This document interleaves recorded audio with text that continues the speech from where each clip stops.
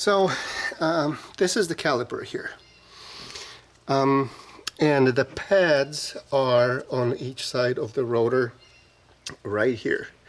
They are held by pins that you can see in this hole and in this hole. So basically, to remove the pads, you just have to punch out the other pins, take out the pads, and that's about it. So I have 1/8 of an inch punch to get the other pins out.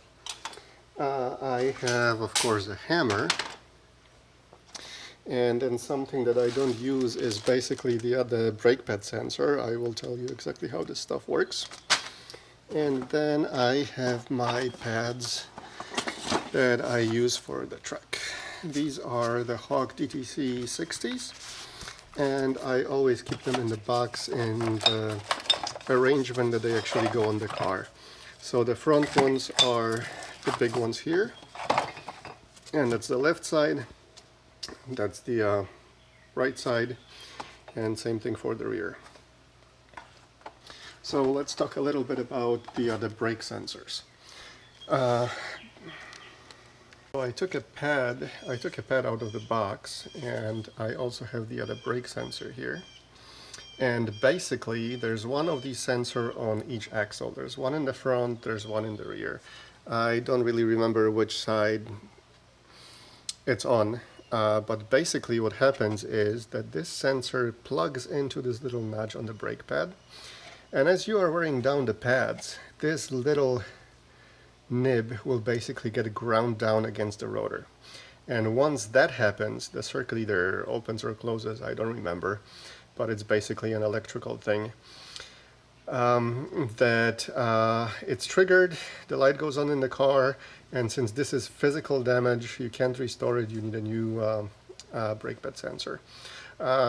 I look at my pads about once every month, so basically what I have done is I took it off and zip tied it somewhere behind the wheel so it's out of the way. I know the thickness of my pads, so I see when they wear out. I don't really need to worry about the sensor. But if you don't do that, this is how it works. So let's actually take the brake pads off. You basically take the other hammer, put it against the pin, and just push it out. This all comes out pretty easily eventually.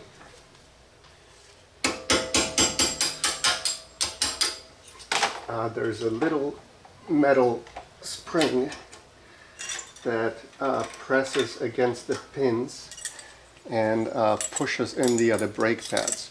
And in the front, when we actually put this piece of metal back on, it's important to put it before the pin, because there's this little notch here that basically needs to hold the pin. That's not the case in the rear. In the rear you can actually put a pin in and then put the piece of metal and then another pin.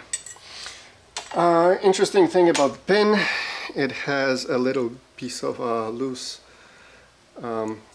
metal here, and that basically gets squeezed into the other caliper, and it holds the other pin in place and prevents it from sliding back out.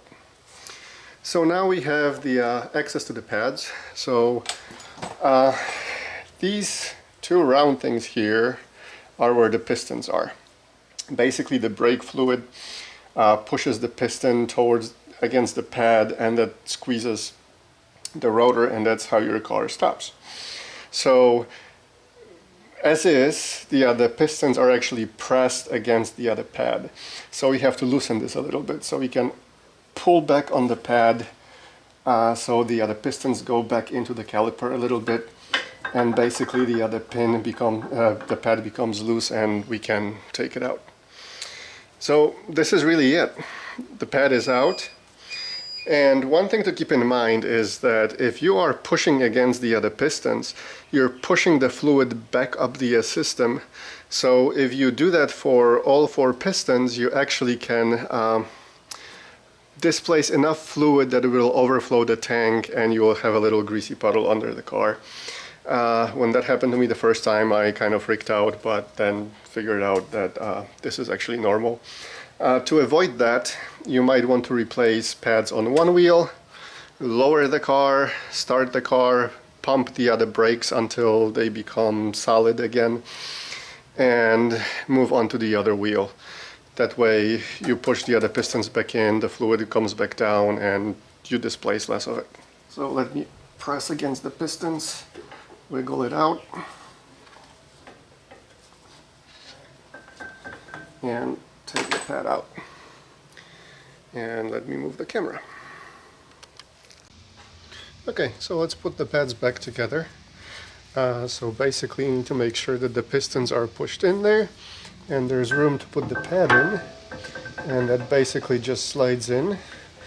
Align the other holes with the other holes of the caliper and do that on both sides.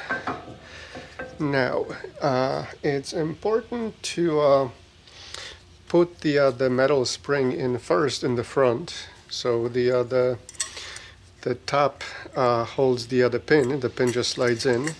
That's not true in the back. The back, and you can put the pin first and then the other metal.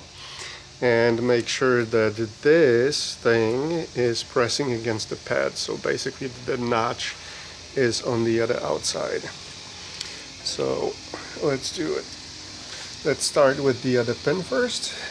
Make sure we go through the other first pad.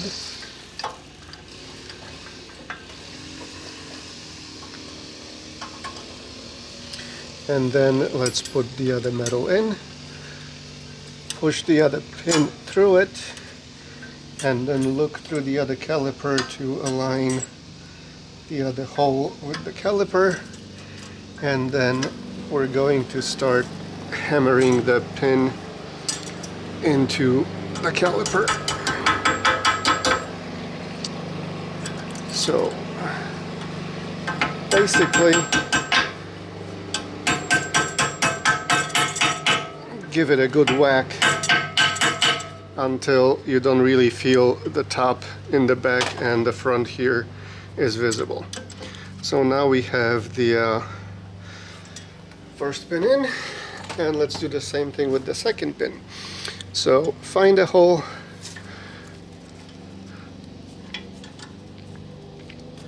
slide it in through the pad on top of the other metal spring and through the hole in the second pad.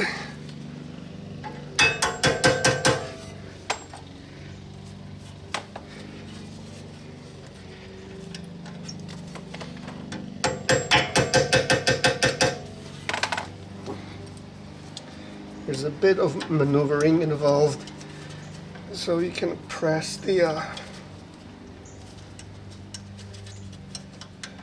so you actually hit the hole with the other pin. And we can see it here that it's actually coming through. So just hammer that back in.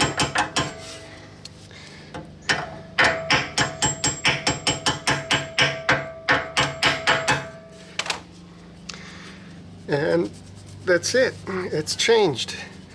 So when we did that, we pushed the other pistons out, which pushed the fluid back up.